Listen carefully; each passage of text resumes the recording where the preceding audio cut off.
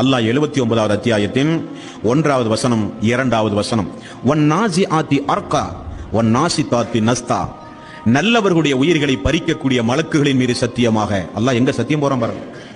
நல்லவர்களுடைய உயிர்களை பறிக்கக்கூடிய மலக்குமார்களின் மீது சத்தியமாக, வன்னாசிதாத்தி நஸ்தா, தீயவர்களுடைய உயிர்களை பறிக்கக்கூடிய மலக்குகளின் மீது சத்தியமாக என்று அல்லாஹ் ரப்பல் ஆலமீன் சொல்றான். ரெண்டு வகையான மலக்கு உண்டு. அல்லாஹ் 79வது அத்தியாயத்தின் 1வது வசனம் 2வது வசனம், வன்னாசிஆத்தி அர்கா வன்னாசிதாத்தி நஸ்தா, நல்லவர்களுடைய உயிர்களை பறிக்கக்கூடிய மலக்குகளின் மீது சத்தியமாக. அல்லாஹ் எங்க சத்தியம் போறான் பாருங்க. நல்லவர்களுடைய உயிர்களை பறிக்கக்கூடிய மலக்குமார்களின் மீது சத்தியமாக, வன்னாசிதாத்தி நஸ்தா, தீயவர்களுடைய உயிர்களை பறிக்கக்கூடிய மலக்குகளின் மீது சத்தியமாக என்று அல்லாஹ் ரப்பல் ஆலமீன் சொல்றான். ரெண்டு வகையான மலக்கு உண்டு. ஏதோ ஒரு மலக்கு எல்லாத்தோட உயிரை வாங்கிட்டு போறான்னு நினைக்காதீங்க. உயிர் வாங்கும் பொழுதே நாம சொர்க்கவாசியா நரகவாசியான்னு தீர்மானிக்கப்பட்ட அன்பார்ந்த சோர்களே, அது வீடானாலும் ஆஸ்பத்திரி ஆனாலும் ரோடானாலும் தண்ணி ஆனாலும் எங்க மௌத்தா போறோமோ அந்த இடத்துல உயிர் பறிக்கக்கூடிய நேரத்திலேயே நமக்கு தீர்ப்பு சொல்லப்படும், நாம் நரகவாசியா சொர்க்கவாசியா என்று.